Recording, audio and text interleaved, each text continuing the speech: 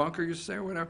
This is a liberal pinko commie Democrat attorney from Manhattan. Anyhow, they've gone nuts. But the President of the United States the rest of the media of the world is focused in on this.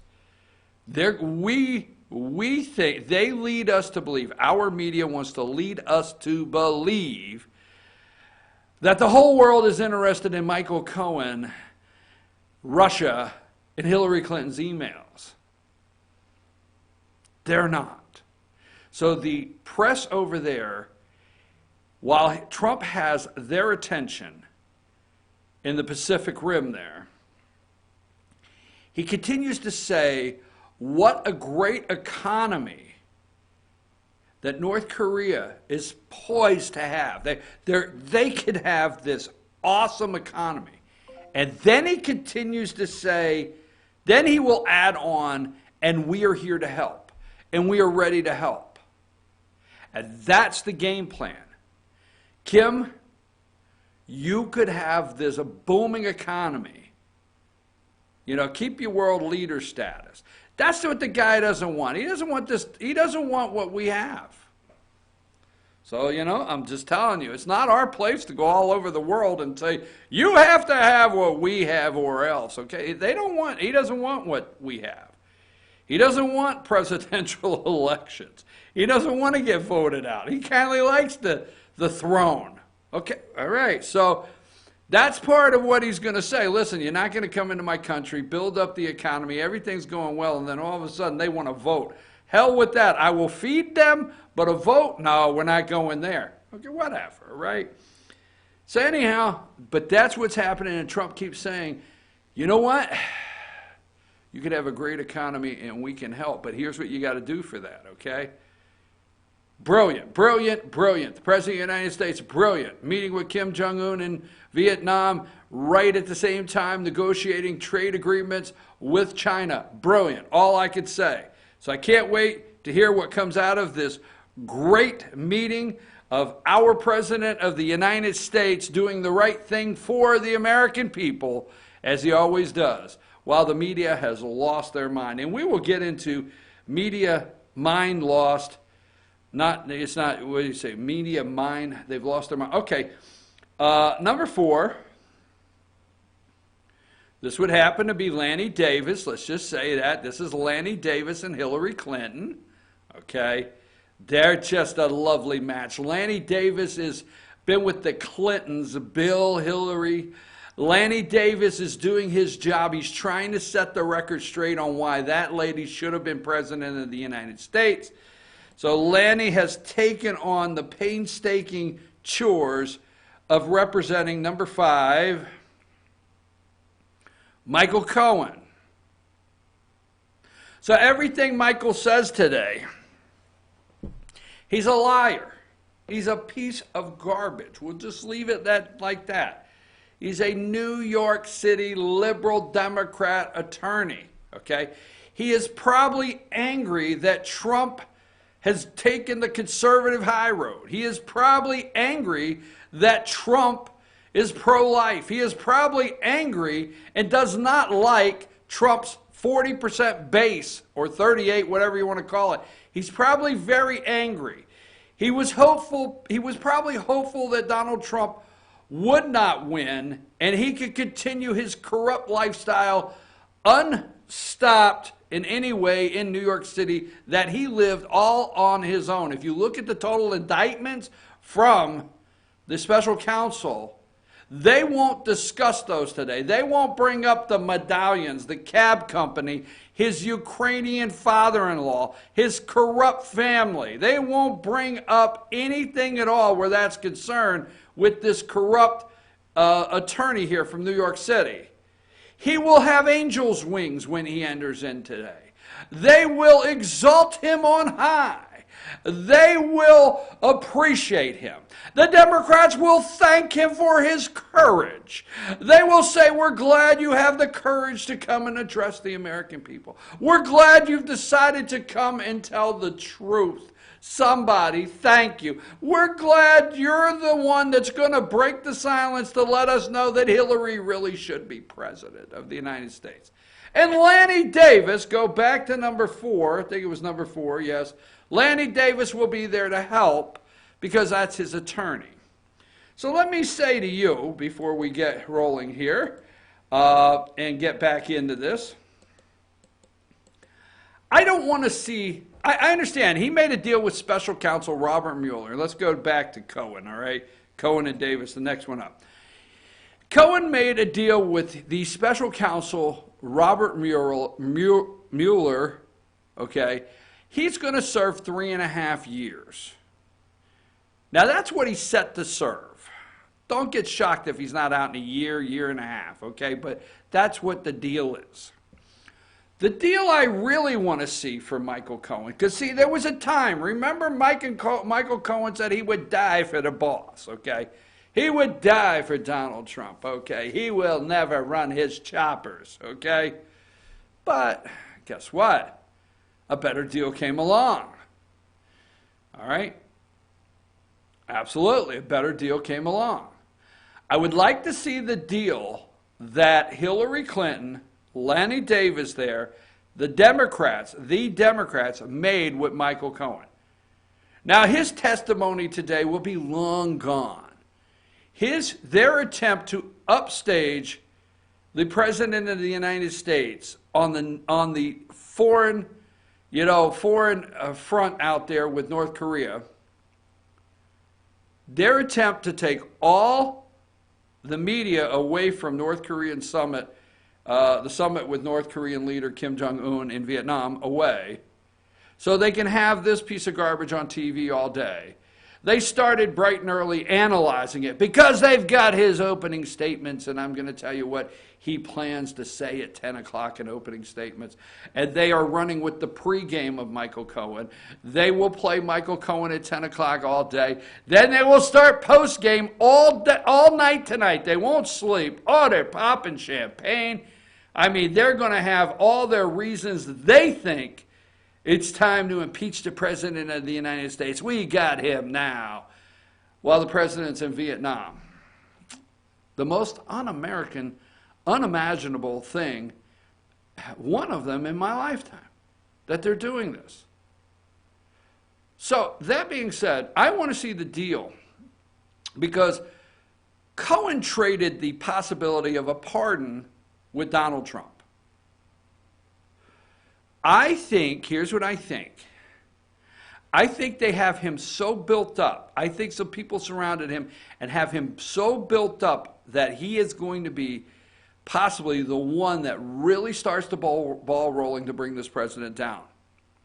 I think they have him so built up. I think they made him a deal that we will never know about, that the next President of the United States will pardon him in full. He'll be able to go back to practicing law, get everything back in order.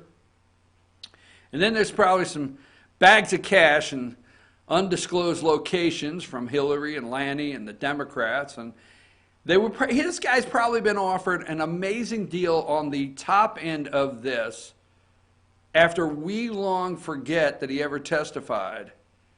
And actually probably the belief that the next president of the United States will give him a full pardon. And I'd like to see that deal he made. Because this guy is not up there because his conscience is his guide. This guy is not up there because he's doing the right thing for Americans out there in Kansas and Iowa and Idaho and Montana. He's not doing the right thing for you down there in Florida and Texas because he loves this country. He's doing his thing because they made him a deal that you and I will never know about. So we'll leave that right there. Now, yesterday, BKP, and I want that monologue to go out there, Josh, and I want you to pay attention to it. Put it right out there. The deal that he probably got to do what he's doing, all right? All right, so anyhow, yesterday, you know Bruce and Rick from the show on Friday, Bruce and Rick, the three of us went down to the Capitol yesterday, and we spent from approximately 1 o'clock to almost 6:30 last night two of the biggest bills in Georgia, two of the most talked about bills in Georgia. On the Senate side yesterday was the debate and passed Governor Brian Kemp's Medicaid waivers, okay? The Medicaid waivers, that passed yesterday. The Senate will move over to the House. And then on the other side, the House, we sat through about 2 hours of debate yesterday afternoon. HB 316, voting machines, new voting machines in Georgia. So here's what we did yesterday at the Capitol, and we're going to bring you everything, and we got a lot today. And I'm going to set up every one before we start. But number one, you know this guy here. His name is, for those in Georgia, and it's national news. It's made all the cycles from Washington Post and everything. This guy here is David Clark. And he's House Representative David Clark in Georgia, and he is the one that proposed, put the resolution together and got 9 other signatures, but this is the guy that entered the resolution asking for the removal, the resignation of House Speaker David Ralston. This is David Clark. He had a press conference yesterday. We'll tell you about that. We're going to play that press conference. Number two, I had an opportunity to sit down. All right, now it's 41 minutes long, 41 minutes. And after a long day, I had an opportunity to sit down with House Speaker David Ralston, and we did a 41-minute interview, and he answered a lot of questions. Some things that you've already answered, but more direct. Excuse me. And we do talk about some legislation and what's been going on under the Gold Dome. So, and then last, number three, there was a press conference yesterday with Secretary of State Brad Raffensperger and House Speaker David Ralston after the passage of House Bill 316 on voting machines, and we have that full press conference. Now, the reason we say we have the full press conferences is because the other media groups will pick out of the press conferences and run them on, their networks or report on them on pieces. So they're about 12 minutes long. We're going to give you the whole press conference so you can decide if you like or dislike. So we're going to take a break. When we come back, our first press conference, our first press conference, Georgia House of Representatives, David Clark. So we're going to take a break. We'll come back. We're going to set that press conference up and play that one for you.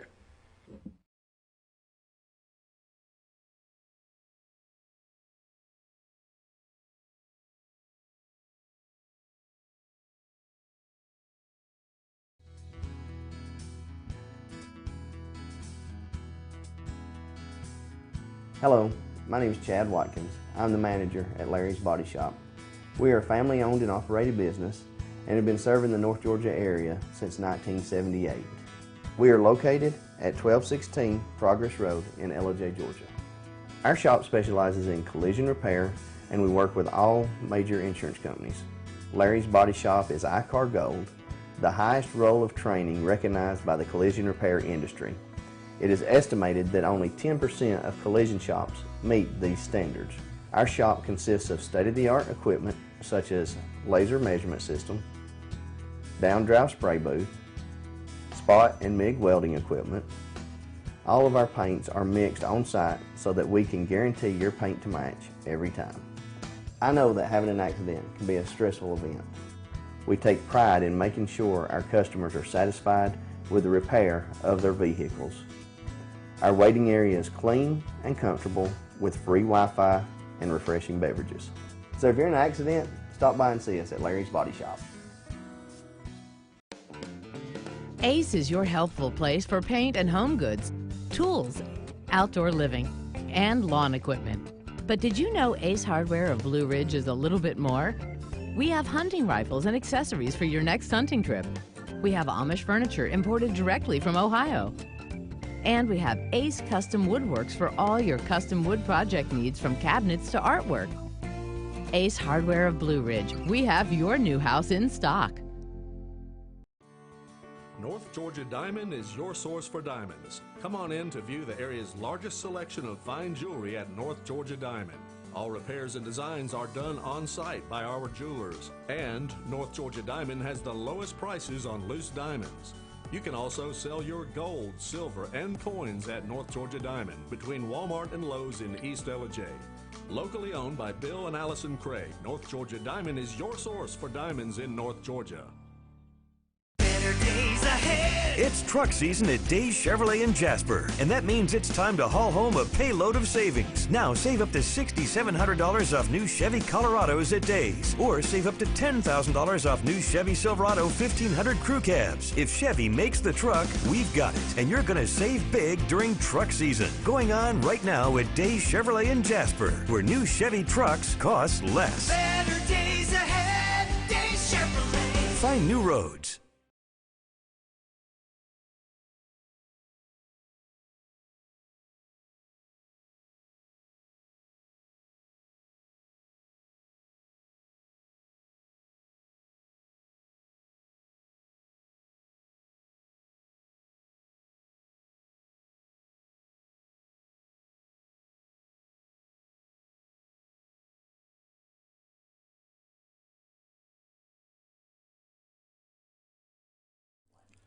In 1981, Reed Nicholson began selling tires out of an old barn in Mineral Bluff. Little did he know that he had just laid the groundwork for the most trusted names in automotive services in the Blue Ridge area. In 1997, Nicholson Tire Center became what it is today, holding the same values of faith, family, and great customer service. 2 locations to serve you, and the Blue Ridge location is currently expanding to offer fast service and the largest U-Haul provider in Georgia. Nicholson Tire Center, Blue Ridge, and Mineral Bluff.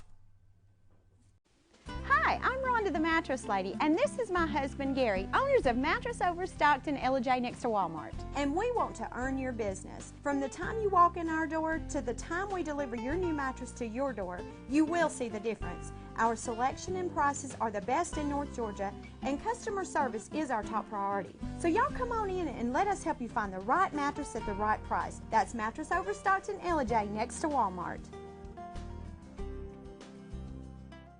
Circuit World, with multiple locations to serve you in Murphy and Franklin, North Carolina, Blairsville, Blue Ridge, and Ellijay, Georgia. Locally owned and operated since 1985. Appliances, electronics, and furniture. Name brand products like LG, Samsung, Dell, Whirlpool, Ashley, Catnapper, and more. No credit check, only 10% down on furniture, and only $10 down on any new lease purchase. Mention FYN10 for your special deal today at Circuit World. Do you feel like healthcare has become too impersonal? 3 times an hour, I'll get you in, I'll get you out. At Lifetime Medical Center, you're more than a number. We get to know you, not just your medical issues. Dr. Alana Kent is board certified in family practice and offers same-day appointments. She and her staff treat conditions from minor to chronic issues. Lifetime Medical Center, convenient to Jasper and Blue Ridge. This may sting a little.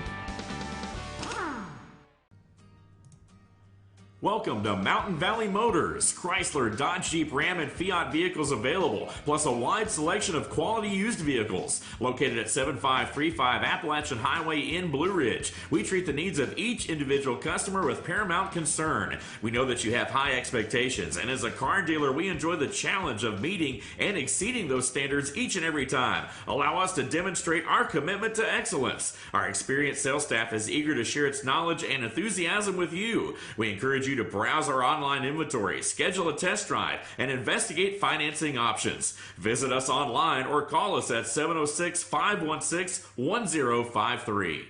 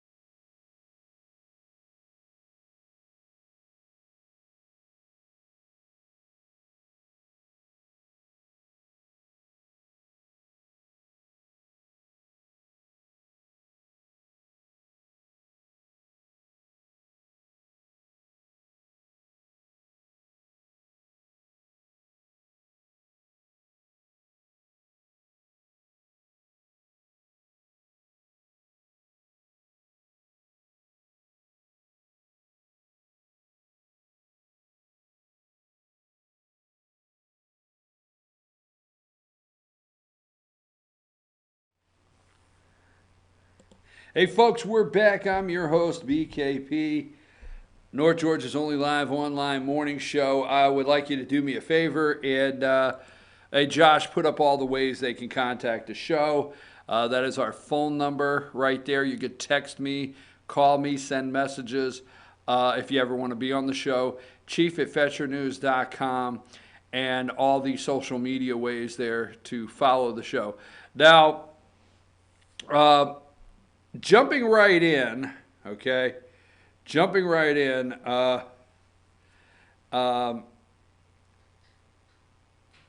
Jumping right in. Yesterday, as many of you know, okay? As many of you know, in the last couple weeks, all right, there's been a push to oust House Speaker David Ralston, okay? House Speaker David Ralston, hold on, I was looking at some things here.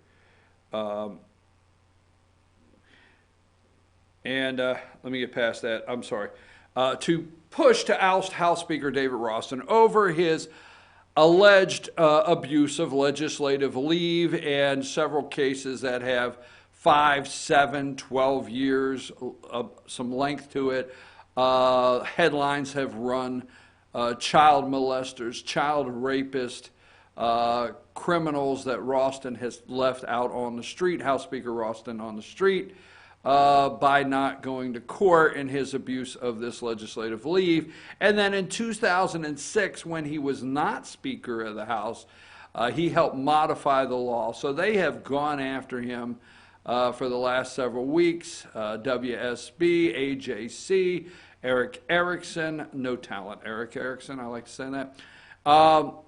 And those of all that have zero respect for me, I understand that. I understand they don't respect our organization, they don't respect the work we do, and they don't understand what we do in North Georgia. And that's in a whole, folks, not just me. They don't care about us up here until there's a new story. So anyhow, that being said, House Representative, and put his picture up there, I think it's, is it number 1 or 2, the one that's David Clark? All right, I got to get that straight, sorry about that. What number, there he is, there's David Clark. Let me pull my pictures up too, so if I need to get them. So yesterday, David Clark held a press conference. Now, who is David Clark? David Clark is the new hero to the left deep state media. Exactly. Now, there is a group in Georgia that actually love WSB, Tony Thomas, Eric Erickson, and I mean, they just love any left-leaning deep state news outlet they can find, as long as they're calling for Ralston to be removed, okay? Because you see, if the deep state left media can remove the Speaker of the House, okay, and use someone much like this young man, he's not an attorney. You don't have to be an attorney. But yesterday I watched this young man because where you see him, I'm 5 feet away. Now, I'm like 7 feet away with my camera. I'm looking this guy in the eye. And I realized this is a young man, somewhat a child, that is somebody is pushing his wagon and his nerves are shot. He knows nothing about the court system. If Tony Thomas and Greg Bluestein, just saying, okay. So yeah, this guy puts a resolution in and says he wants the Speaker removed, and now he is the hero of the left deep state media. And I'll tell you why they want Ralston removed, and I'll tell you why the media loves this. It's Republican on Republican crime right here. But this, I'll tell you afterwards. But he held a press conference, and what I want to say before we run the press conference, all right, you'll hear Greg Bluestein, AJC, and you'll hear some questions. but the majority of the questions and the voice behind the camera is your host, BKP. So let's run the press conference, and then we'll discuss it a little bit, and then we'll get into my interview with House Speaker David Rawson. So run the press conference with David Clark yesterday. So yesterday we were waiting for some reaction to House Speaker Rawson's response to the allegations, and since you're the author of the resolution, I'm wondering how you feel about it. Yeah, it was, took me all yesterday, last night, trying to think about my thoughts and pulling them together, because I was definitely shocked. All I heard was, I'm a victim, woe me, and trying to make us feel bad, when really there's a trail of victims who should be being heard, and they are the voiceless, and the ones who were abused by the law that was passed in 2006. And it kind of reminded me of the quote, I'm not a product of my circumstances, I'm a product of my decisions.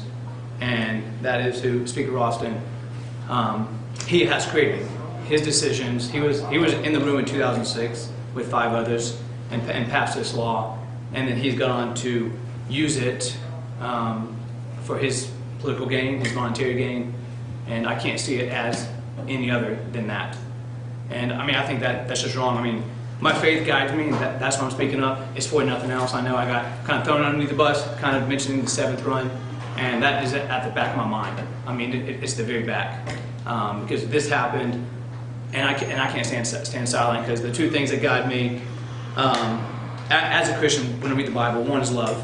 I have to love anybody and everybody. And number 2 is he talks big in the Bible, and my faith guides me is he talks about never abusing your power for those who are voiceless, the fatherless, the widows, all those, who don't have that voice. And I look at myself as I'm elected, and I'm not a voice for myself. I'm a microphone for those voiceless to speak through me. And so I can't stay silent. It's who I am. It's very uncomfortable, but I believe the true victims are the ones who have been abused through this law for monetary gains. So that's what I think about the statement. I think it's wrong. He's not a victim at all. Was there nothing he said yesterday in his 20-minute statement that you accept or agree with, or was there nothing in that 20 minutes, whether a study group to change the law, the fact that he said he was going to clear these off his calendar and not take any more criminal, I think it was criminal cases. Was there nothing in that 20 minutes that satisfied you? You can find positive in anything and everything. He definitely mentioned having that commission and to look at it, and definitely we need to change the law. And I didn't take it back to how it was for a century. Have it while you're in session, 3 weeks after, I think is what the law was. I think we need to get back to that, and maybe have it throughout the year, but it needs to be very detailed on why you pull out of a case, because America, the big thing is justice. To have that day in court, to have that speedy trial, to let somebody stand before the judge, stand before the jury, and have their case heard. And even until today, people might talk to me about, hey, why are you doing this? And my thing is 6 years just for that rape victim, not a day in court. Nobody can answer that. Nothing takes 6 years. If that was the average, then we'd be being thrown with this evidence of, hey, look, it's here, it's there. But I'm not seeing that anywhere. It's obviously abuse of power, and I think he needs to stand accountable for exactly what he's done. He's saying, hey, others are responsible for some of these delays too. How do you respond to that? I've reached out now to him with the victims and all that, and he can say that side of the story, but from what I hear and from who's defending the girl who was raped, they want a day in court. He's putting those letters out there, the continuances, and not clearing his cases. And he can definitely say now, hey, back in November we had decided May or June we're going to fix this, but that's easy to say now.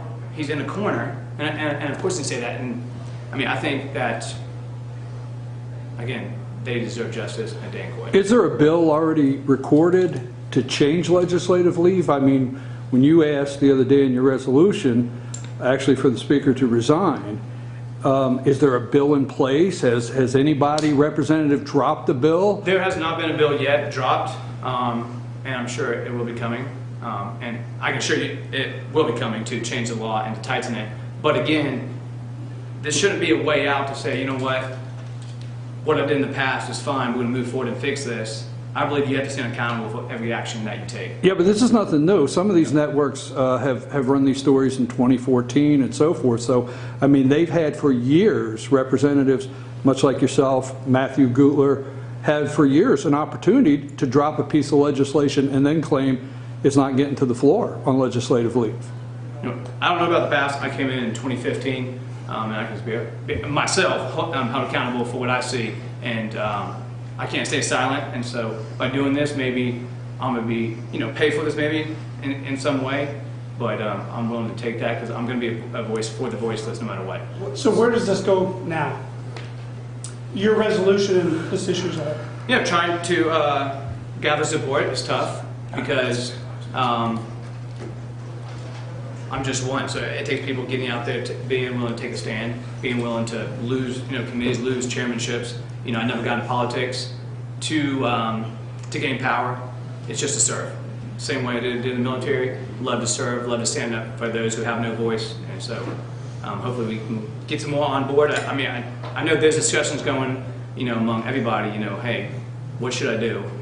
And I know their heart's deep inside. I've talked to a lot, and they agree that something needs to be done, but it's when you actually put your signature on that resolution, it changes the game.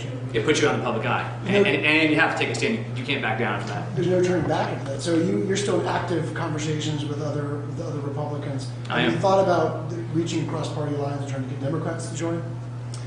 Yeah, I think again, politics. That's what goes on down here. There's always somebody usually looking for some strategy to use it to their advantage. So I don't know. I've talked on the other side, but I know they're also hesitant a little bit. What should they do? Because it's always about the next election also at the same time. But how I look at it, I'm Republican, but at the same time, before that, I'm an American, and I don't always look to the next election. I don't look towards my next election. I'm honored to be here, but at the time being, I have a voice, and I'm going to let people speak through me, those who are voiceless. You said you put your name on the resolution, and when you put your name on the resolution, you can't turn back. So what was the game plan? So if you put the name on the resolution, it goes to the floor, the speaker steps down. Who did you have in mind for speaker? You had to discuss that. You had to have a game plan once you did this. So what was the game plan? I think the biggest is someone needed to speak out, because y'all dropped this story, as you said, back in 2014, and years before that, this has been going on. And when this happens, you need to speak out no matter what, no matter the punishment that comes down. So, I'm guessing if he steps down, then Speaker Pro Tem Jan Jones would. But my thing is, I don't think it's always thinking about the end game, because I think the biggest thing is, if somebody does wrong, they should have to stand accountable for their actions, is what I believe. And that goes to me also, on how I live my life and what I say and what I do. Two questions. First one, what happens to the resolution now? Do you still try to push it forward, try to speak up on the floor? First answer that first question. Yeah, I'm trying to gather support. I thought I had a lot more, but when the time came to take action, that changed the game. Just like when I was in the military, when you're clearing out of town, going in, finding bad guys, and you got to kick in the doors, that's when it gets real. There's no going back. You're there to do a job, and just like here, when you put your signature down, there's no going back, and that's when kind of hit a wall just a little bit. But I know at least the victims know that they have somebody. I will stand here for them and do my best to let their voices be heard. You still have the same 9 that you started with? I do. So it's 10 total. And then, they have the questions. I know this is a really big leap when I say this, but would you want to work on that committee that was looking at Legislative Leave Act? Yeah, again, I know it's a big leap. I would love to. So it all depends on if I'm allowed to, because I don't make that choice at all. So, but I definitely think I should be, because I have no hidden agenda. And I think as I live my life, there'll always be some people who say I'm trying to gain some name recognition, but that's not how I live my life. And I think as I live my life, people will continue to see that. In the comment about name recognition, can you comment now? Do you plan to be a candidate for the open seat in the 7th District or not? I cannot answer that at all now, because this has changed everything. I don't see myself coming out. I don't enjoy this. But when I see somebody who's playing games, playing with people's lives, again, people who are voiceless, who don't have this platform, then I will speak out, even if that's to if it could hurt me politically. But again, I'm gonna have to see how this turns out. And again, my faith guides me. I pray about everything, and if I feel like I should stay here, I'll stay here and keep fighting. But I don't know. My name's been thrown out, and it was in AJC. But politics does not guide me. My family does. My wife, my little girl. That's what I live for. We know we talked about a study group, but the 9 that are on the resolution now, have you guys got together in any way and decided to drop your own bill on legislative leave? Has anybody talked about that? Or Yeah, that's definitely a discussion, and we're looking into that. And that will be coming, absolutely. You know, I guarantee a bill will be coming to fix this. But again, accountability, victims matter. Nobody can say that something was not done wrong here. It absolutely was. There was an abuse of power, and I believe you connect the dots. I mean, really, if what he did in monetary gain, then I think that would be corruption. And I'm not a lawyer, but I'm thinking if you connect the dots, there's something being hidden here, and I'm not going to go away. I can't. So I signed the resolution, and I'm here to fight and let the victims be heard and stand for the voiceless. I know I'm asking a lot of questions, but this is the only opportunity I've had with you, sir. I've called your office several times. I know you're very busy. But that being said, okay, the legislative leave that you're referring to, also the 2006, okay, law, you continually talk about him helping write it. I don't want to quote you, or being a part of passing the law. Being on the right, that he used, okay? Don't take this wrong, but if I'm listening to you over here, I keep thinking, I would think they wrote the law just for him. Have you looked into anybody else in this chamber on both sides, 40-plus attorneys from the Senate and the House that may have used that law or any of their legislative leave? Is the group of 9 looking into that? Yeah. I mean, I don't know much about investigating and all this and really digging into that, but I have gone and talked to a number, kind of seeing what type of continuances have they done. Taking leave, and you know, it seems like from who I've talked to, there's not any abuse there. But again, I mean, I think as elected officials, we should be held to a very high level of accountability. So, you know, hopefully, I think, you know, hopefully AJC and any others go do your investigating on all of us. I mean, you should be looking at what we do, how we conduct ourselves, because we represent the people, not just ourselves, but everybody. And so we should be held to a very high standard, I believe, in every single way. So I would invite that. I tell people all the time that, you know, you can follow me around 24/7.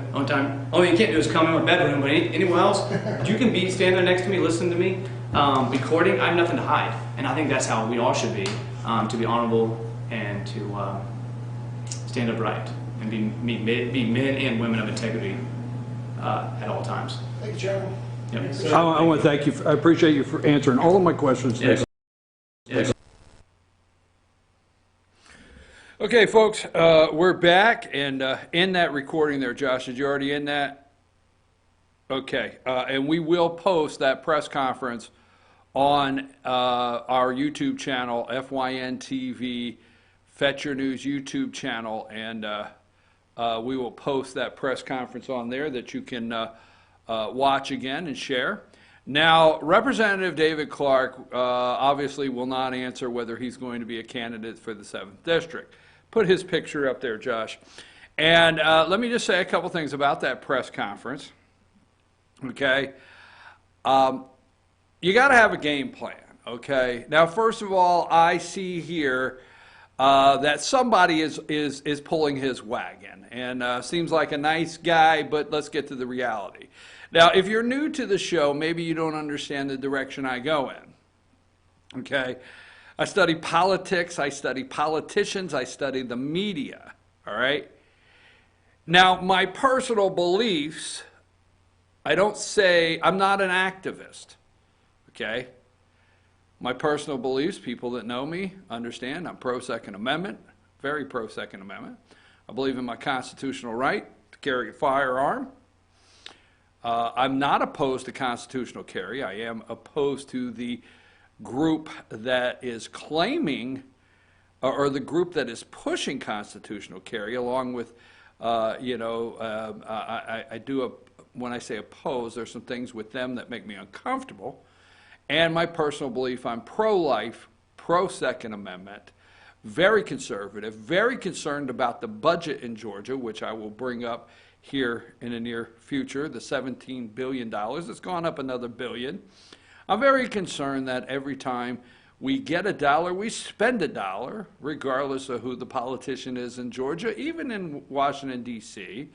I think I'm pretty tired in Georgia of growing the rate of the budget to match revenue. Who said you had to do that? So I think the last budget was enough for a while. 26 billion is a 26 billion. Now it's going to go up to 27. Another $1 billion. Maybe give the money back to the people. It belongs to them. Give them another tax break. But that being said, that's my beliefs, and I do discuss those. But when it comes to these kind of things, I study them. All right. And people were going to yell back at the camera and tell me what side I'm on and this and that. It's irrelevant. I study this, and I study that this young man, nice young man, is being pulled somewhere by somebody or some group. Okay? And that's what happens. You get a group that pull these young men right along in their little wagons because, you know, they're such young youth, and I like the young men and women getting into the game. I love it. But not quite out of the wagon and need to be pulled along, and they do quite well at accepting that. Now, this guy here is not an attorney, and I'll tell you what he's never done. He's never sat in a courtroom in a rural district in Georgia. He has not. He has never went and sat down with any, I would say, my guess is, he's not went and sit down since 2015 becoming a legislator. He's new. He's, hey, I got here in 2015, all right? He's just so upset, and he said 6 years. Mr. Clark said 6 years. That's never okay. Why anything can be taken care of in 6 years. So when I hear a rape case in 6 years, it just, 6 years. Well, what Mr. Clark is not aware of is the judicial system in Georgia. And what Mr. Clark is not aware of is how many 6+ year cases there are in Georgia. You remember the man, I forget the guy's name, that actually took the gun and killed the judge? Remember that down there? Was it Cobb County, Marietta, whatever? I mean, a crime like that, murdering a judge. Remember, what was it? I think it took 3.5 years before that went to court. 3.5 years. One of the top trials in the state of Georgia. Actually, it was the case that changed everything where, you know, judges, private parking, secure areas, so on and so forth. That being said, okay, I'm picking up Mr. Clark has never looked into how many rape, child molestation, and it's very sad. Cases are on the books in the state of Georgia that might have 6 years, or cases, period, that are over 6 years. My guess is he's never looked at a court calendar. My guess is he doesn't understand how a court calendar works. My guess is he doesn't understand that there's criminal court calendar so many weeks a year, and there's civil court calendar so many weeks a year. That's my guess. Now, I'm not attacking Mr. Clark. My guess is none of this has reached, he's not aware of any of this or studied any of this. My guess is he really doesn't understand the depth and the magnitude, or when I say magnitude, the depth or the realization, understanding all of the details that go with legislative leave, is my guess. Nice young man, but doesn't understand the legislative leave process at all.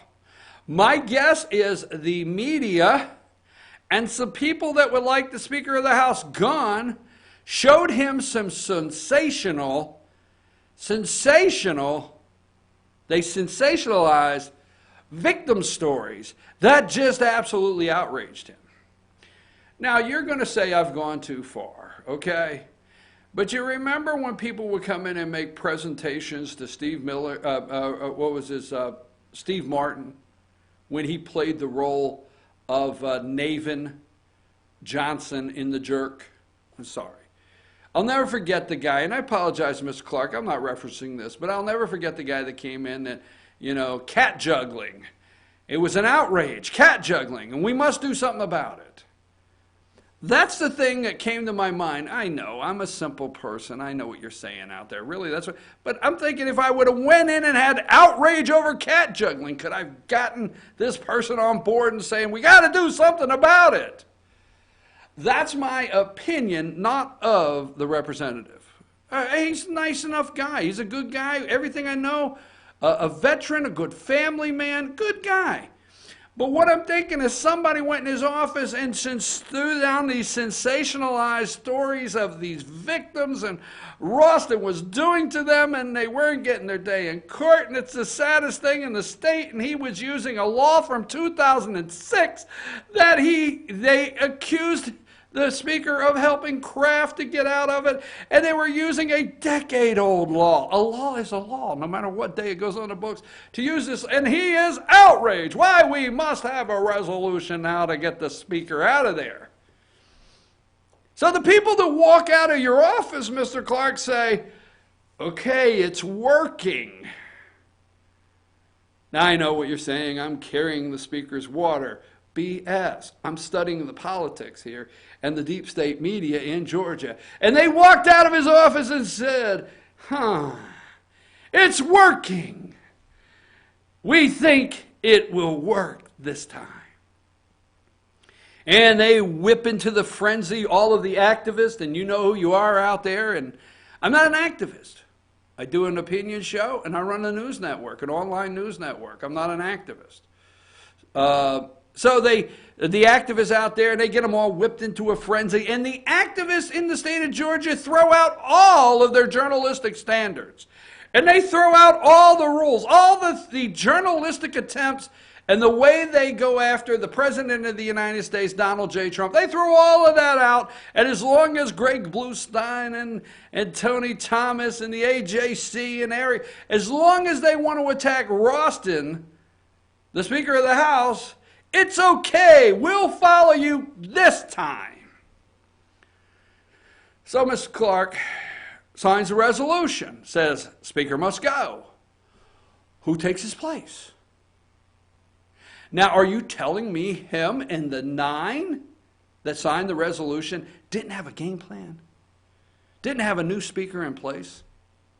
Maybe this is the issue they could grab onto to move him out of the way because they feel the speaker is holding up some legislation.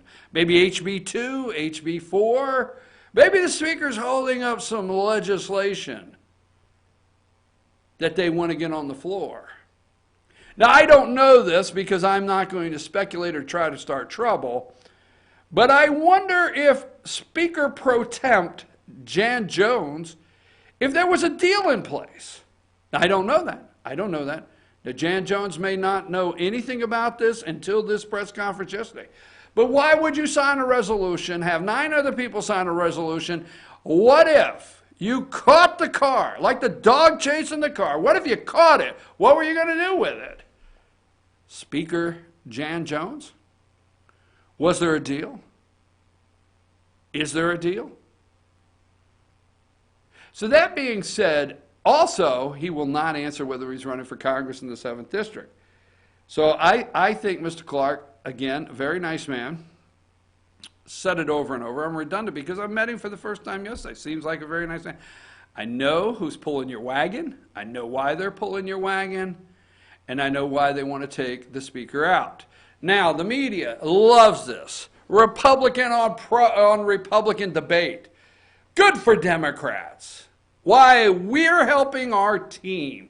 Great for Democrats. Because I'm going to tell you, in this press conference here, Greg Bluestein has I'm not going to call the guy names, and I'm not going to get ugly, but he has absolutely no respect for our organization. He has no respect for me. He doesn't. He thinks he has risen so high that, he won't say hello. He'll walk right past me. Not cordial at all, okay? The rest of them, for the most part, no respect. There is a press room off the Speaker of the House, off the House floor. There's a press room. And I have press credentials, and I go in there, and it's packed full of the press people, okay? They don't speak to me. They don't say hello. One person, and in fact, you know who you are, very nice lady, said hello. You know our district up here, and I've been at several things. So one person, okay? They don't talk to me. But you know what's interesting? Is they got done with this press conference yesterday, all right? And you have the WSB cameraman standing right next to me. He's got a camera right here. And you got Tony Thomas and Greg Bluestein and several others in there asking questions. And as soon as it's done, the cameraman of WSB looked over at me and said, "Those were really good questions." I said, "Thank you." The cameraman. So I got that thumbs up. Look, if they could remove the Speaker of the House, they could push in. If this would have made it through, and David Ralston's not Speaker of the House of the State of Georgia today, the furthest right fringe, again, it's just my political review, the furthest right fringe of the Republican Party in Georgia may have taken control. And what the Democrats would not love anymore or love in 2020 is for a group of activist, far-right fringe Republicans being in control in the next election where they can make a real issue out of it. Now, I myself have been accused of being on the far-right fringe because I have personal beliefs that they consider far-right fringe. But studying politics, if you'll get with me, studying politics, there's a group that's been identified all the way over to the far right in Georgia. There's a group of Republicans that will not assimilate with other Republicans in Georgia. And if that group gets control, the Democrats are fueling that fire. The Democrats, the deep state media in Georgia, they're fueling that fire. Just absolutely can't wait for the collapse in the Republican Party where they can then write the story on the far right fringe of the Republican Party taking control just in time for the 2020 election. So I know, attack me. I'm not looking at beliefs. I'm studying the situation. Mr. Clark, very nice guy. You never told me who would be Speaker. You never told me what your plan is. You never told me where's the bill. You know, the thing that gets me, okay, and let me close this segment and we'll come back. The thing that gets me here, where is their legislative leave bill? And I'm going to let me take this, and I don't want to do it right now because I'm going to do it in a minute because Gutler, Matthew Gutler, the representative from the 8th District, which it's very clear his feelings on House Speaker David Ralston. He voted against him as Speaker of the House. Mr. Clark, why didn't you vote against David Ralston? Why didn't the other 8 vote against David Ralston? I think on the Republican side of the House, Matthew Gutler is the only representative that voted against Speaker of the House David Ralston. Okay? But you know what? Matthew Gutler runs to the Capitol, and he could help his district because there has to be cases. Because let me point this out. Point it out. The 2 districts, all right, the 2 districts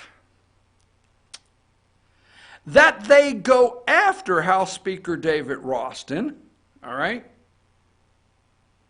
is the Appalachian Judicial District, which is made up of Pickens County, Gilmer County, and Fannin County. Stay with us, okay? Then they go after, is it the Etowah, whatever, the next district up, all right, Judicial District, I can't pronounce that one. But that being said, that's Union County.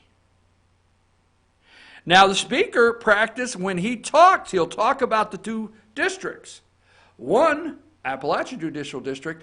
The next one up, the representative is Matthew Gutler.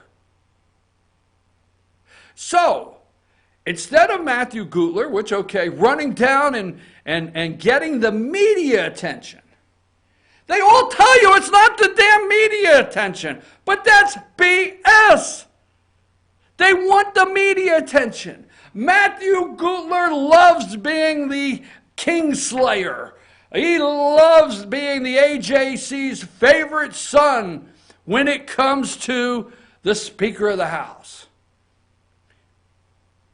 I was in a room full of journalists, oh, that's what they call them, yesterday when HB 316 passed, and it come up green that Representative Matthew Gutler voted yes, and someone in the room said it passed the Gutler test.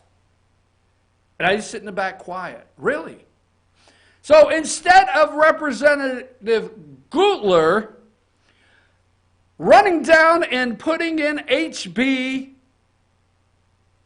2 and HB 4, where's his HB on legislative leave?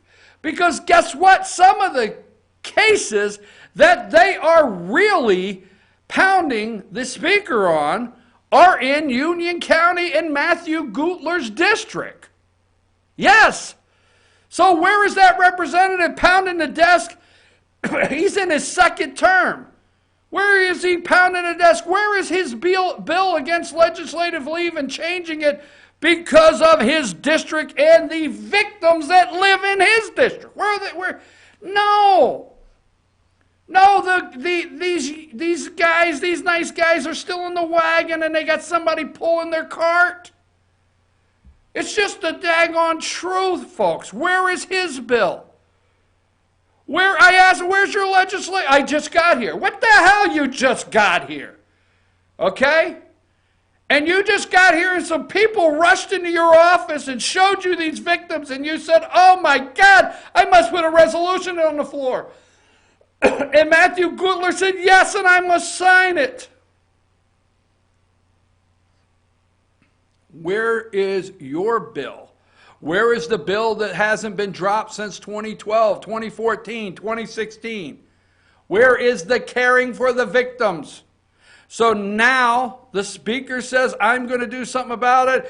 And why do it now when you could have done it years ago? I ask you the same question. Why knock the guy off the pedestal when you could have done legislative leave 2012, 14, 16? I'm your host, BKP. We're going to take a break. We're going to come back, and then it'll be time for my interview with House Speaker David Ross. And take us a break.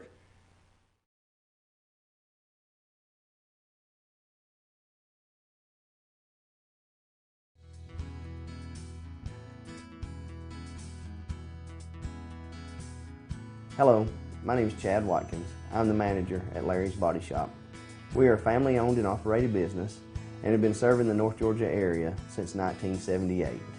We are located at 1216 Progress Road in LOJ, Georgia. Our shop specializes in collision repair and we work with all major insurance companies. Larry's Body Shop is ICAR Gold, the highest role of training recognized by the collision repair industry. It is estimated that only 10% of collision shops meet these standards. Our shop consists of state-of-the-art equipment such as laser measurement system, down-drive spray booth, spot and MIG welding equipment. All of our paints are mixed on-site so that we can guarantee your paint to match every time. I know that having an accident can be a stressful event. We take pride in making sure our customers are satisfied with the repair of their vehicles. Our waiting area is clean and comfortable with free Wi-Fi and refreshing beverages. So if you're in an accident, stop by and see us at Larry's Body Shop. Ace is your helpful place for paint and home goods, tools, outdoor living, and lawn equipment. But did you know Ace Hardware of Blue Ridge is a little bit more? We have hunting rifles and accessories for your next hunting trip. We have Amish furniture imported directly from Ohio. And we have Ace Custom Woodworks for all your custom wood project needs, from cabinets to artwork. Ace Hardware of Blue Ridge. We have your new house in stock. North Georgia Diamond is your source for diamonds. Come on in to view the area's largest selection of fine jewelry at North Georgia Diamond. All repairs and designs are done on site by our jewelers. And North Georgia Diamond has the lowest prices on loose diamonds. You can also sell your gold, silver, and coins at North Georgia Diamond between Walmart and Lowe's in East Ellijay. Locally owned by Bill and Allison Craig, North Georgia Diamond is your source for diamonds in North Georgia.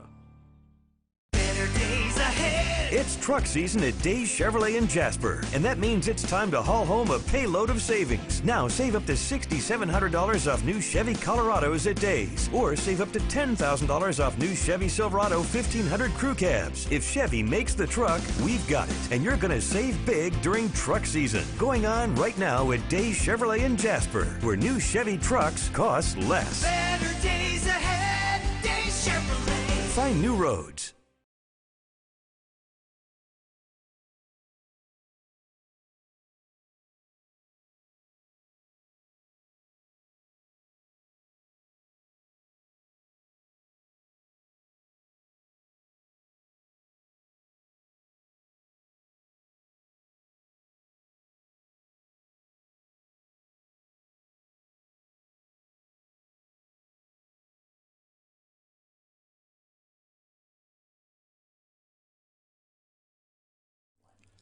In 1981, Reed Nicholson began selling tires out of an old barn in Mineral Bluff. Little did he know that he had just laid the groundwork for the most trusted names in automotive services in the Blue Ridge area. In 1997, Nicholson Tire Center became what it is today, holding the same values of faith, family, and great customer service. 2 locations to serve you, and the Blue Ridge location is currently expanding to offer fast service and the largest U-Haul provider in Georgia. Nicholson Tire Center, Blue Ridge, and Mineral Bluff.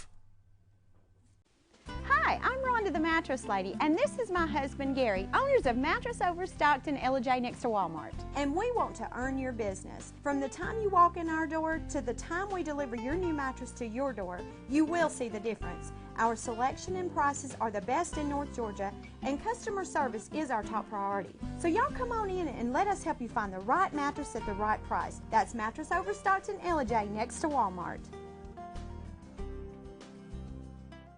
Circuit World, with multiple locations to serve you in Murphy and Franklin, North Carolina, Blairsville, Blue Ridge, and Ellijay, Georgia. Locally owned and operated since 1985. Appliances, electronics, and furniture. Name brand products like LG, Samsung, Dell, Whirlpool, Ashley, Catnapper, and more. No credit check, only 10% down on furniture, and only $10 down on any new lease purchase. Mention FYN10 for your special deal today at Circuit World. Do you feel like healthcare has become too impersonal? 3 times an hour, I'll get you in, I'll get you out. At Lifetime Medical Center, you're more than a number. We get to know you, not just your medical issues. Dr. Alana Kent is board certified in family practice and offers same-day appointments. She and her staff treat conditions from minor to chronic issues. Lifetime Medical Center, convenient to Jasper and Blue Ridge. This may sting a little. Welcome to Mountain Valley Motors. Chrysler, Dodge, Jeep, Ram, and Fiat vehicles available, plus a wide selection of quality used vehicles. Located at 7535 Appalachian Highway in Blue Ridge, we treat the needs of each individual customer with paramount concern. We know that you have high expectations, and as a car dealer, we enjoy the challenge of meeting and exceeding those standards each and every time. Allow us to demonstrate our commitment to excellence. Our experienced sales staff is eager to share its knowledge and enthusiasm with you. We encourage you to browse our online inventory, schedule a test drive, and investigate financing options. Visit us online or call us at 706-516-1053.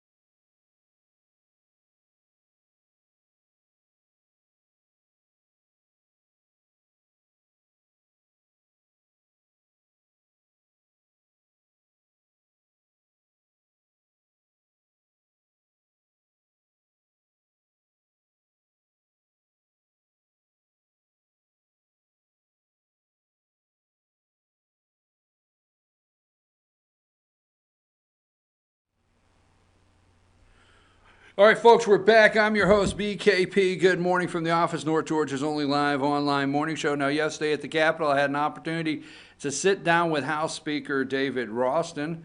Now, let me just set this interview up, okay? It is 41 minutes long, and we're going to put the recording online so you can watch it over. I understand the news networks only have like 5 and 6 minute news slots. I do understand that. And I do understand they chop some things up to get it in a news cycle, and I understand that. And so many words can go into their print edition, so they omit a lot of things that are being said. So that is what I want to set up. Is this is 41 minutes long.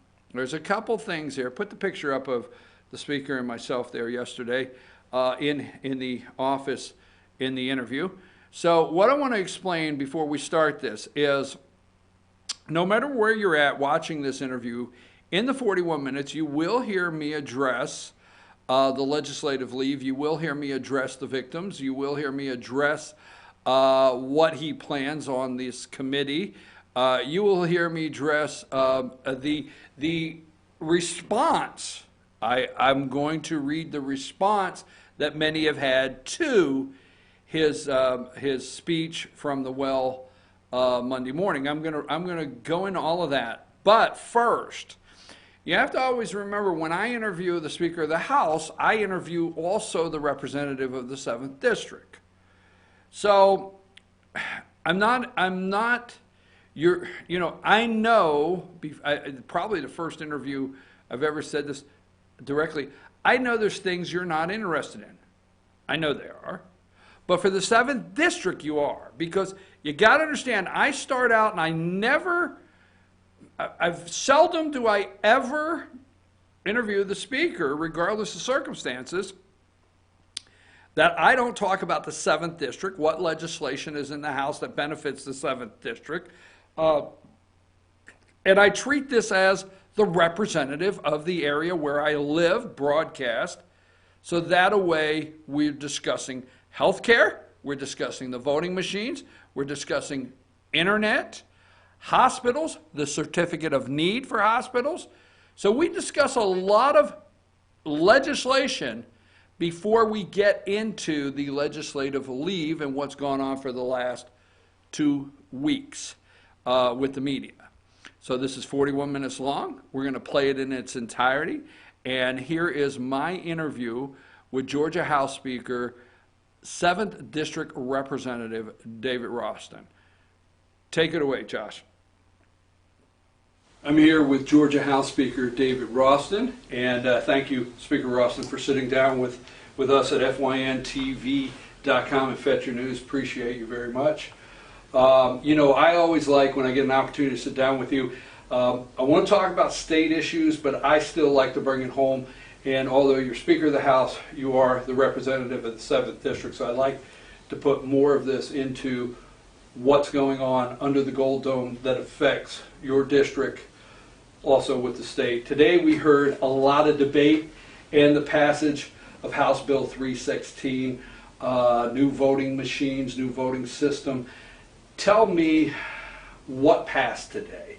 What actually passed today, so we can get a little understanding for our voting integrity in Georgia and the changes that may be coming our way. What passed today was a bill that recognized that the technology that we were using in our elections here in Georgia was outdated. It was getting old.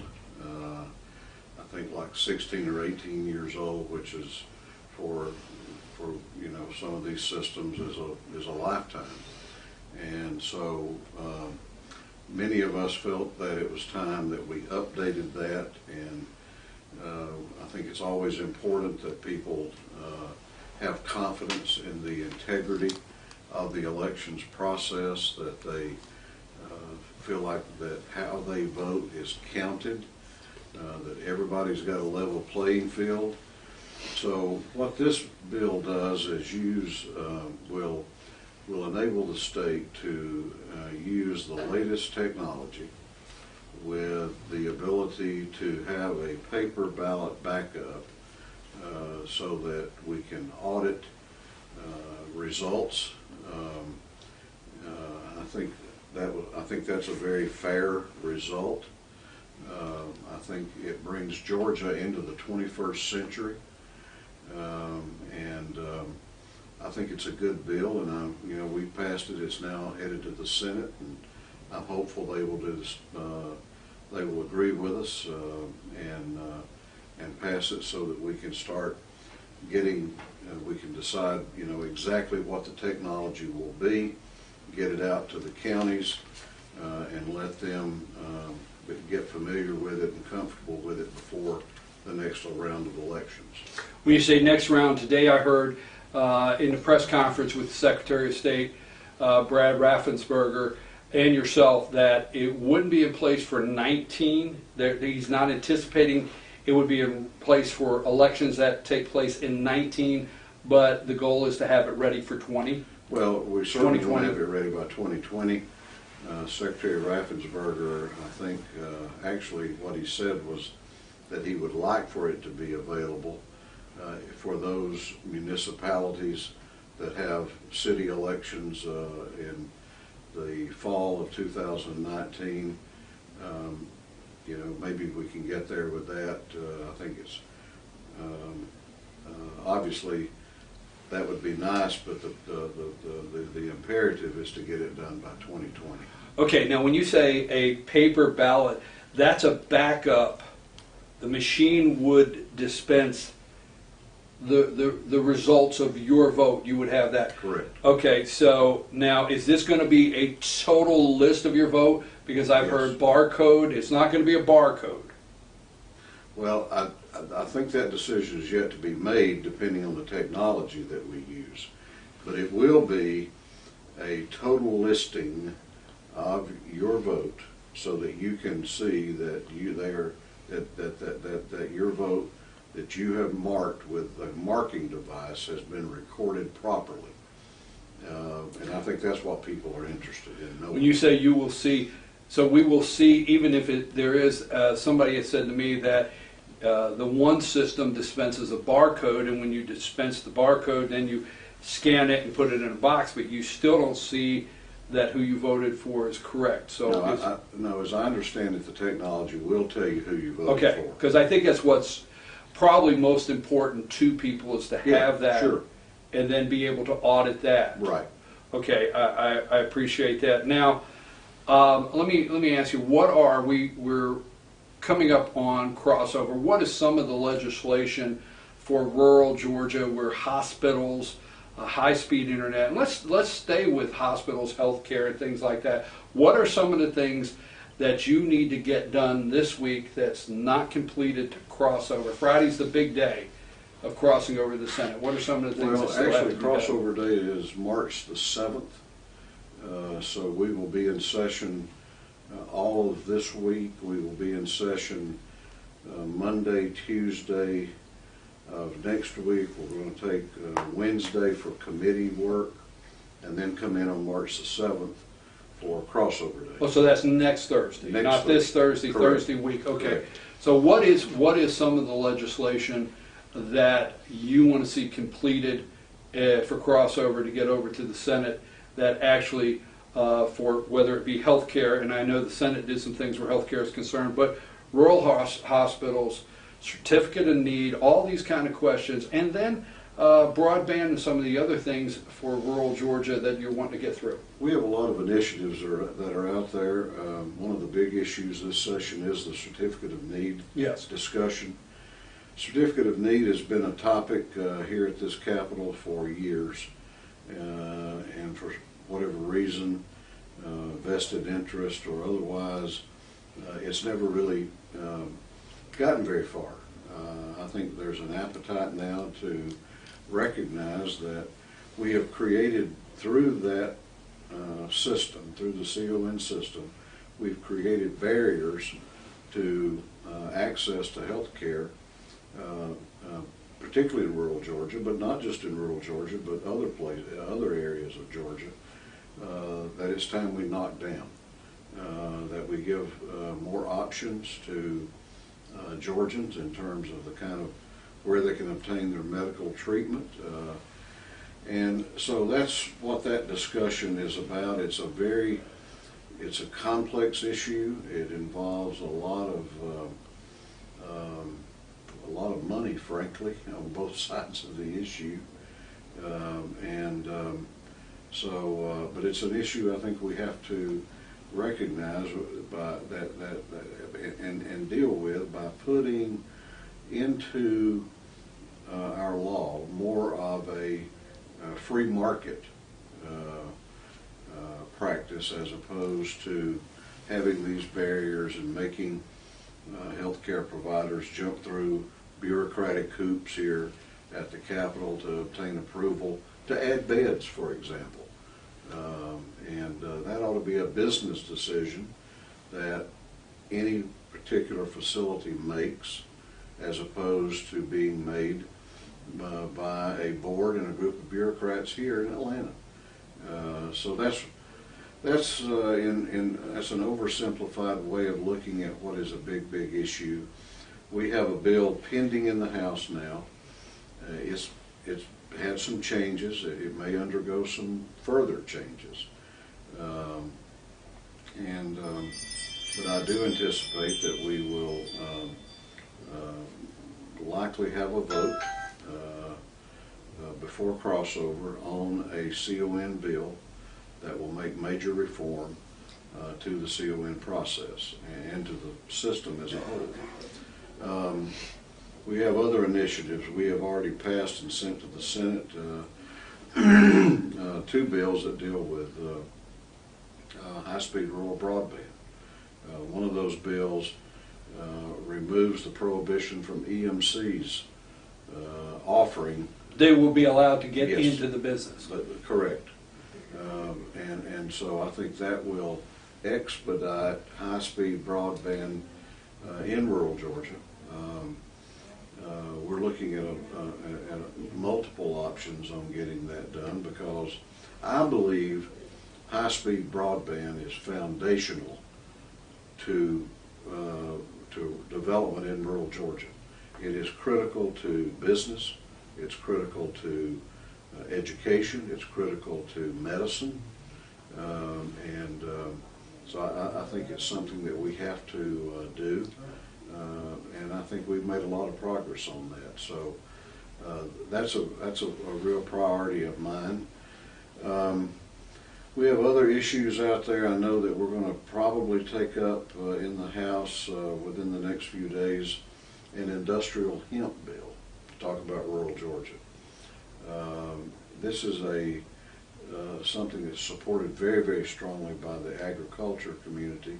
This is not medical cannabis. It's not marijuana. This is hemp, and it would be a crop that could be grown and produced during the off season on some of our farmland with reasonable restrictions. Kentucky has introduced a pilot program. Other states are looking at doing this. I think it is a great economic benefit to many Georgians, and particularly to the agriculture community.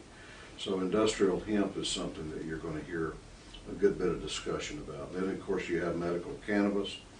Got some members that are working on a bill there to sort of fix the barrier that was left after we passed Haley's Law a couple of 3 years ago, where we said, you know, if you have one of the specified conditions certified by your physician, that you could get the cannabis oil for treatment. Not smoking, but oil. The problem was that you had to violate the law if you go to another state and get it and bring it back in. So this will address that, and I also I'm aware that members of the Georgia delegation to the Congress are working on a bill in Washington that would exempt medical cannabis from the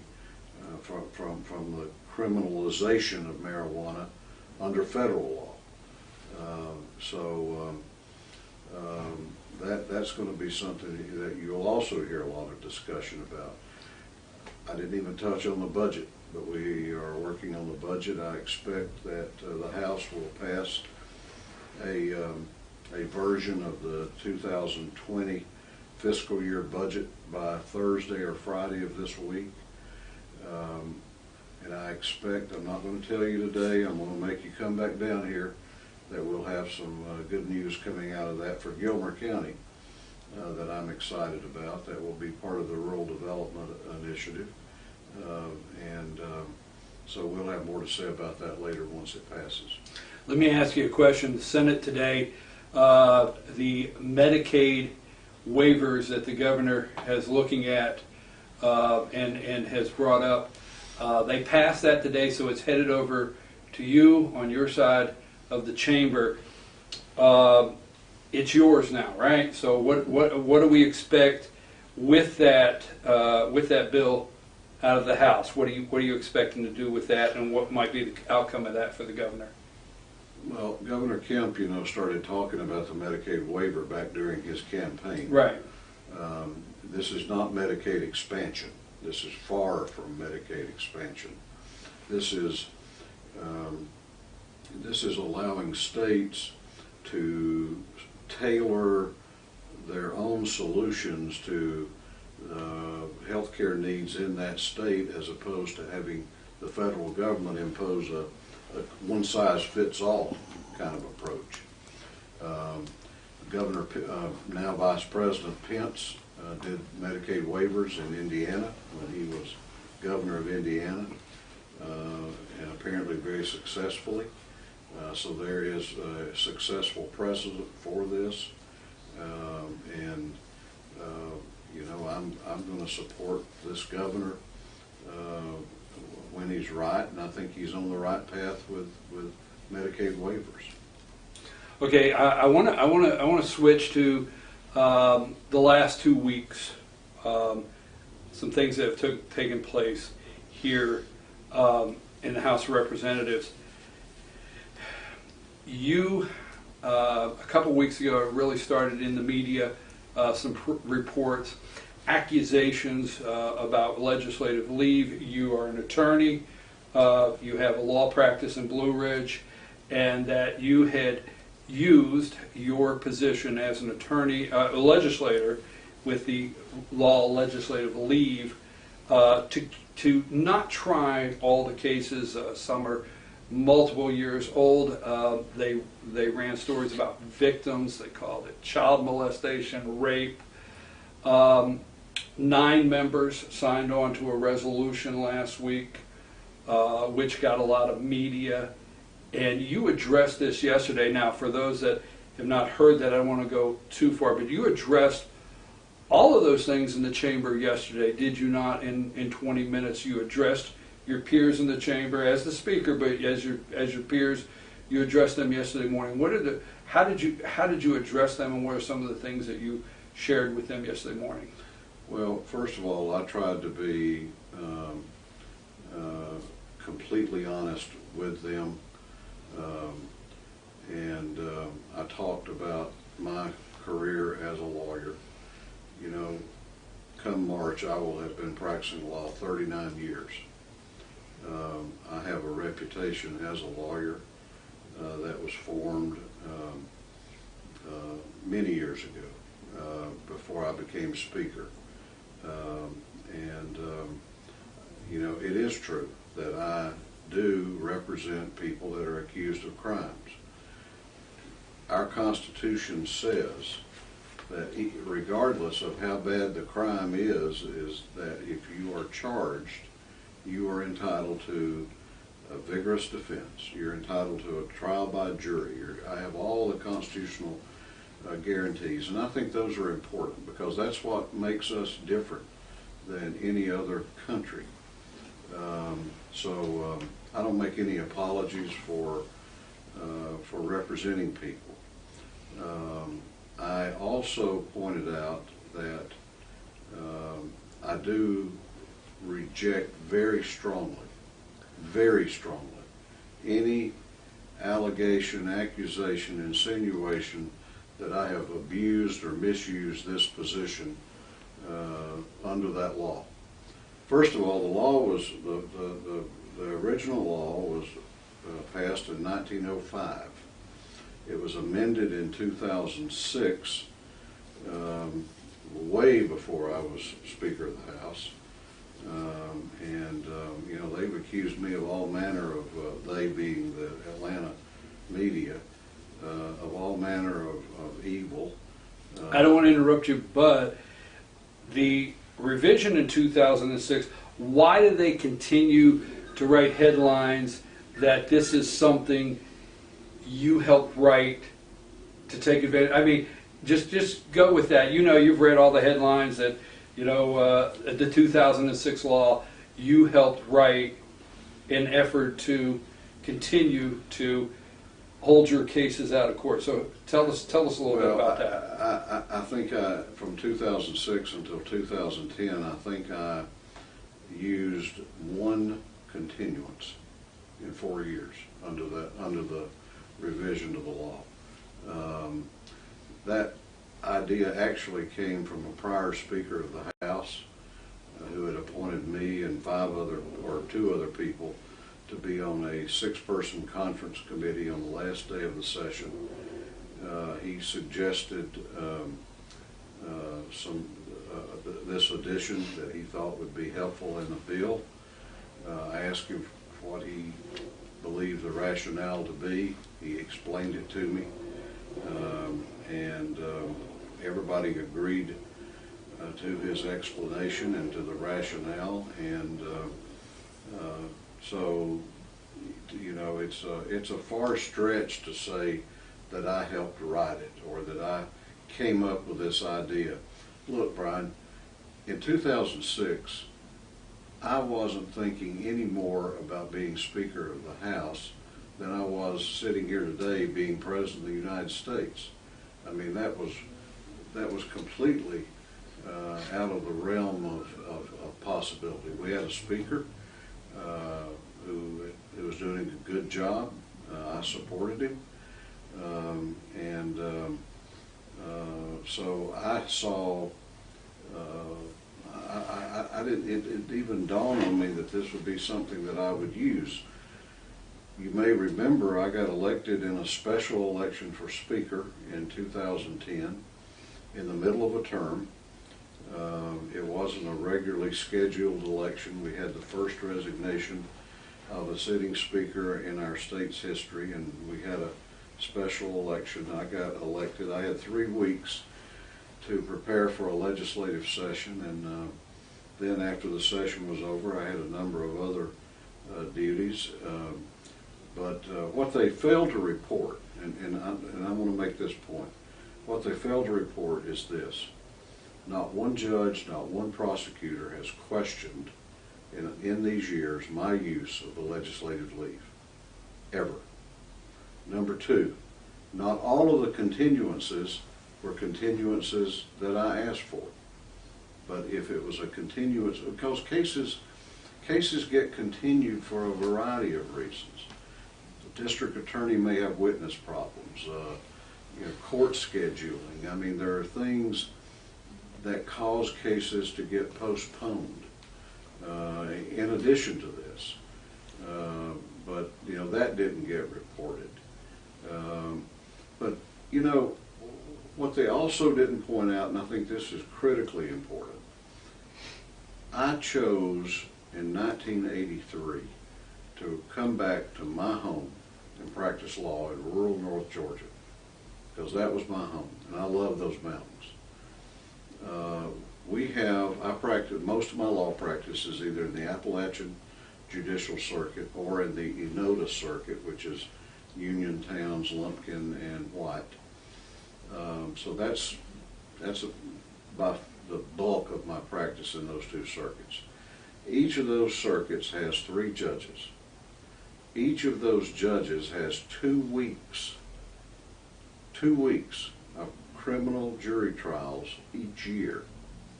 It's a total of 6, as I calculate right, per county.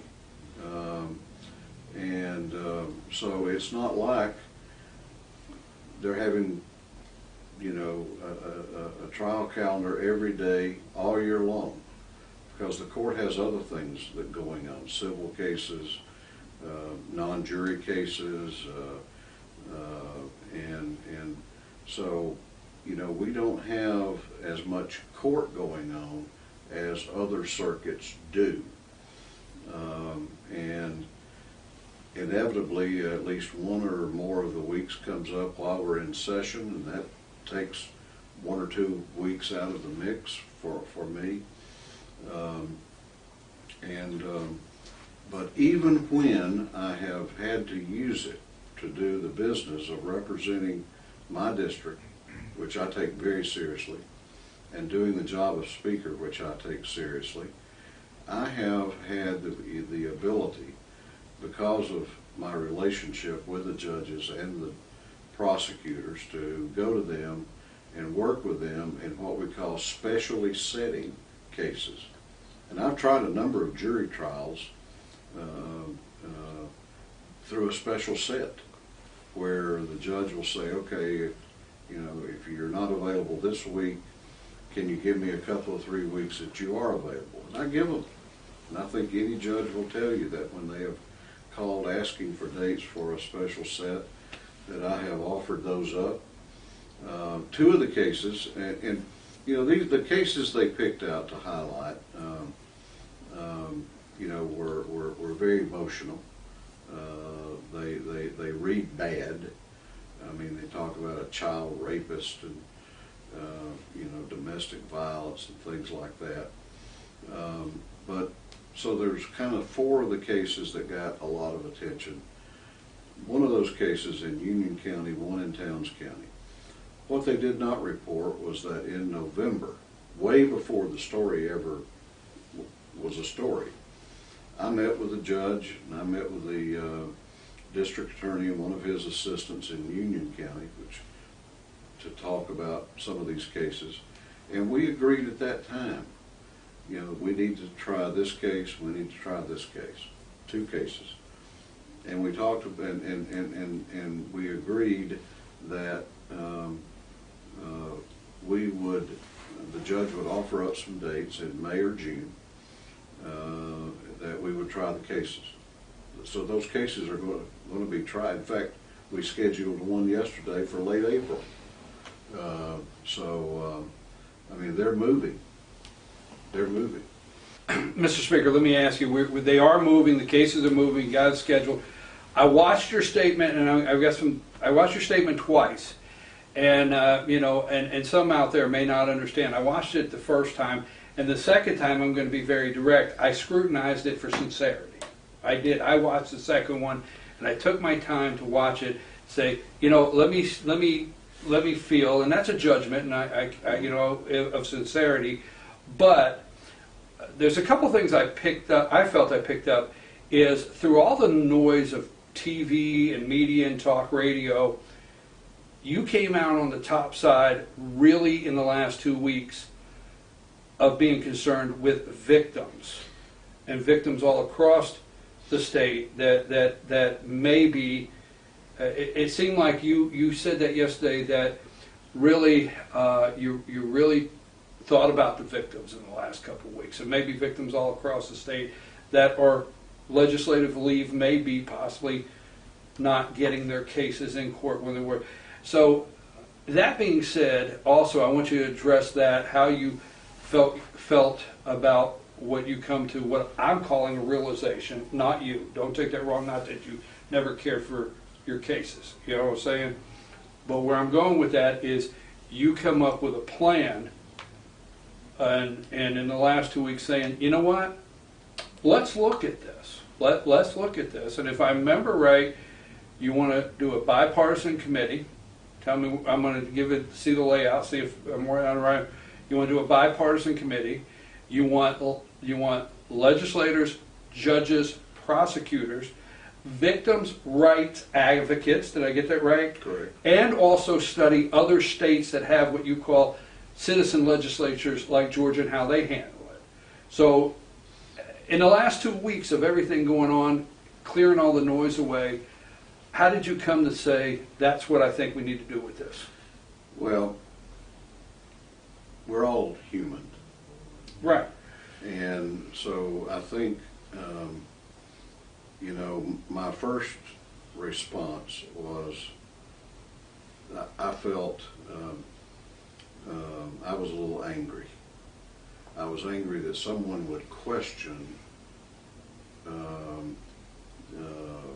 my care, would question my reputation, because I talked about that yesterday too. You know, at the end of the day, Yes, you did. you know, they're not going to remember anything that any of us do here in this Capitol, but they will remember what kind of reputation we had. And that's the only thing that you can leave your kids of any value, is your reputation. And I take that seriously. I mean, that was the way I was raised, and so so I was a little, I felt a little anger, but then, you know, I kind of just caught myself and say, look, you know, this is not good. Let me kind of step back, take a deep breath, and so I decided that I could choose to be angry about it, and choose to be stubborn about it, and choose, because I had not, nobody had said, and nobody is saying that I violated a law, that I did anything unethical, immoral. What I did was properly within the law. But I thought, you know, okay, people have questions. And I said this yesterday. I said, if I had heard what they have read, and I don't know me, yes, then I would too. So I said, you know, we always have to be big enough to sometimes realize when, hey, you know, maybe we need to change. And so I came to that realization that that I needed to recognize that for many people out there that don't know me, that you know, we had to listen to those people, and so I did. So we are going to get this a group together, and I think that it's important that it be bipartisan.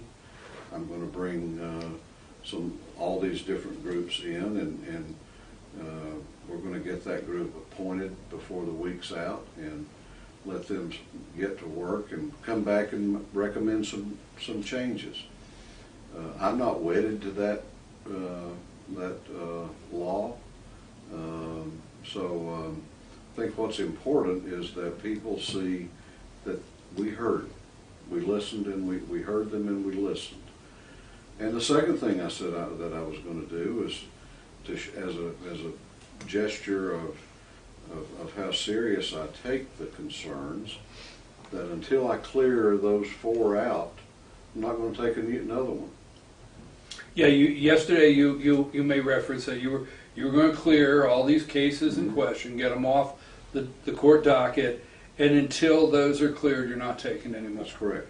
And because I want to double back, because on the study group that you put together yesterday, you also said, and I tell people all the time, perception is not reality, but it's real. Perception is real. It's not reality, but it's real.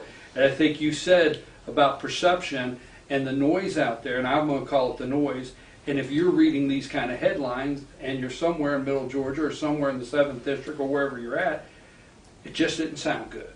Correct. And that's the people you were basically listening to when you made those statements. Am I correct? That's absolutely correct. And you know, I've learned through this process. I hope I never get too old to learn. I've learned that the news business has changed. And, you know, when I was in high school and college, I took some classes in journalism, and, you know, it was just a basic tenet that news reporters reported news. If you reported an opinion or a conclusion, then you attributed it to a source. But I have to read articles about me where they are drawing erroneous conclusions and then passing them off as news without any attribution, without any quoting people. And that was disturbing. I've learned a little bit about what the president talks about when he talks about fake news now. But well, I'll say I've studied rural judicial districts, calendars, and how it works. And I would say the only thing is, in reporting, the only question I had, and not that I was questioning the victims and the time these cases were there, but the thing I question is, okay, how deep a research are you guys doing into court calendars and so forth? I do want to ask you this, and then I got a couple more things. I can't say how much I appreciate you giving me all this time. So what do you say to, after the statement, some out there, and I'm going to read something here, amazing defiant deflection. Georgia House Speaker David Ralston took to the well of the state today to claim he is a victim in his self-created scandal. What do you say to? Because I will say this is one of the radio talking heads, but there's a lot of that.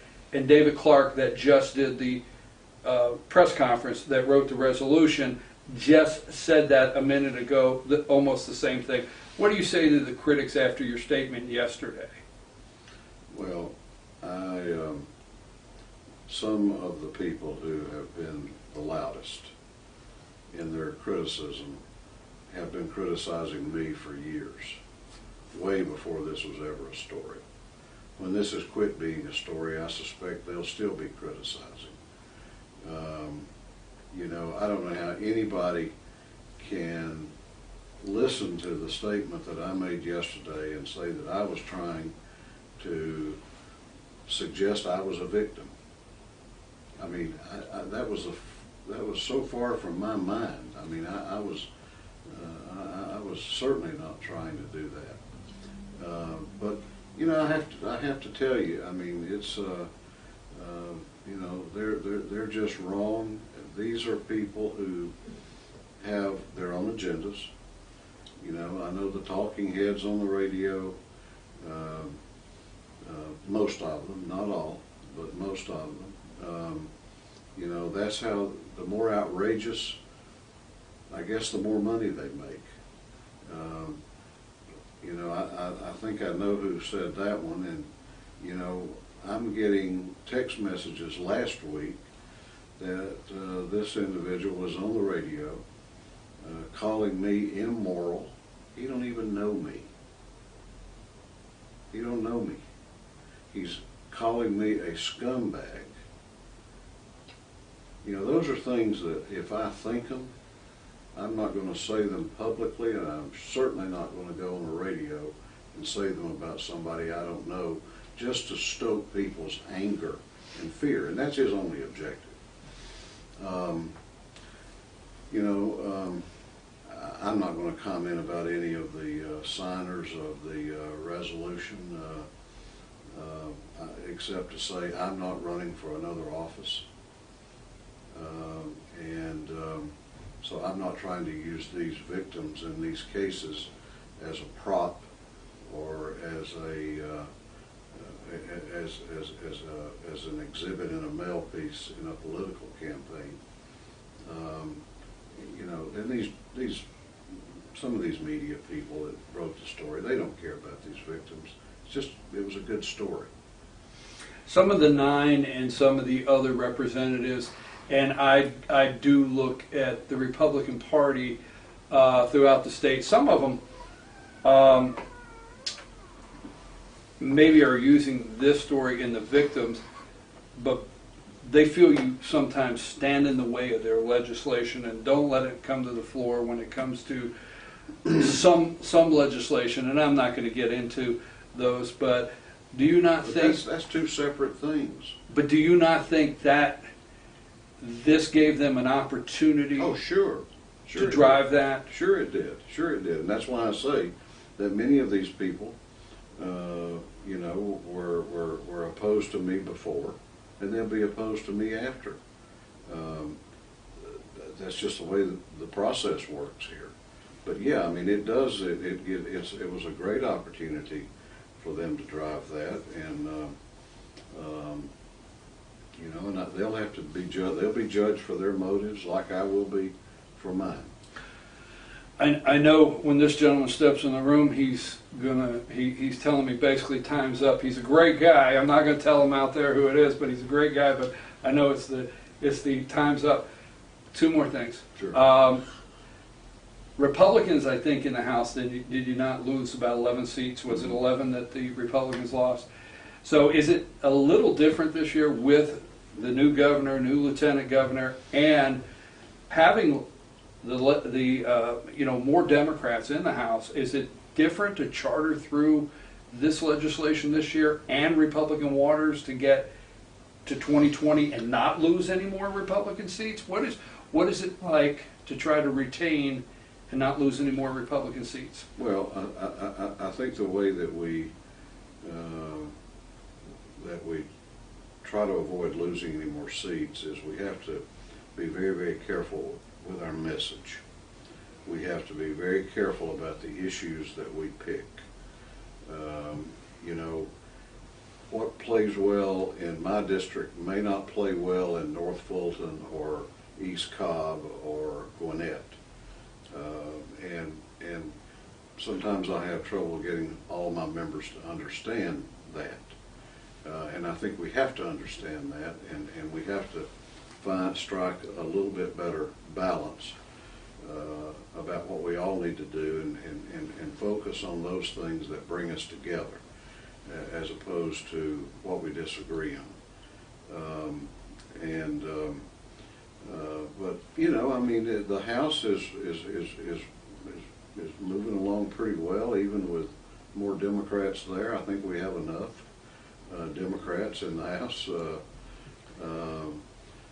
You know, I think that we're seeing a Democratic Party, though, and I tell my members and people, you know, back home or wherever I go in the state, you know, this Democratic Party is more energized, has more money, and is more united than it has been in my lifetime, ever. I mean, they want to win a majority in 2020 because we got redistricting coming up in 2021.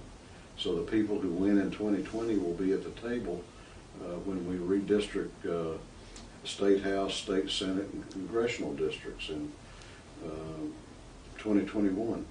So it's a big election. It's a really, really big election. And I think we have to, we've already put a plan in place to get ready. We started back in December. And I think it's a good plan, and we're working hard on it. I think that I think we're going to be successful. You know, I'm excited. I'm excited to try to finish the session and do some good things for the state. Last question. Out of the study committee this year, obviously there's not enough time of crossover and so forth, so to get a good bill to address legislative leave. But do you anticipate by next year the study committee having enough information to where a bill can be on the floor and it can be addressed next year? Well, I don't know that this year's out of the question. Okay. I think that's going to be determined by the committee. Okay. And if they come to a consensus quickly, then I have no problem moving it this session. But definitely by next year. Definitely by next year, but there's a possibility we can see it this year. This will be based on the committee. Yes.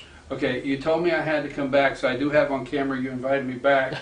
Okay, because you're going to tell me something about Gilmer County, so I have to come back. I'll see you next time when I come back. I can't thank you enough for your time, and I always appreciate your openness and transparency with our news network. Okay, take us out of here, Rick. Okay, Rick was the cameraman, yes. Take us out of here, Rick. The Cub fan did a great job, man. Can he push the on and off button? Can't beat that guy. Now, let me just say here, okay, put up, as we close here, I'm not going to be able to, we are going to put the press conference on our YouTube channel, FYN TV. Put all the ways they can find us, FYN TV, Fetcher News YouTube channel. Right there, and we will have the press conference that was held yesterday concerning House Bill 316 voting machine with Secretary of State Brad Raffensperger and the Speaker of the House. We're going to put that on our YouTube channel, so we're going to record that and put that on there. And then second, put up Matthew Gutler, his picture there. Matthew is the representative, Mr. Representative Gutler from the 8th District. Asked me, he says he no longer trusts me. He doesn't know that he can trust me. Folks, I have multiple times tried to communicate with the representative in the 8th District, Matthew Gutler. He shows a screenshot on his phone of him responding to my text message, and I say with technology, if something has happened, that's fine. I did not receive a text message, but he shows he sent one.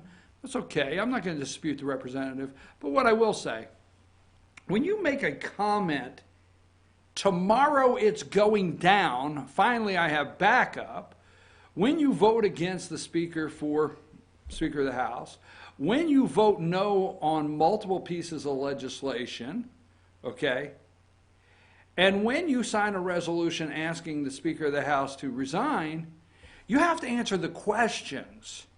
Now, yesterday at the Capitol, I was there from 1 o'clock to 6:30 last night. And during that time, I did run face-to-face with the representative coming out of the chamber. And I said, Representative Gutler, can I get a couple minutes with you sometime today? I got a really busy schedule. Okay, I know you got a busy schedule. I understand that. Fine. Just a couple minutes, 3, 5, 10 on the camera, you know. Oh. Email me a list of questions. Email me a list of questions. Hey, look me right now. Email some questions to me and I'll answer them. What? Email you questions? Okay.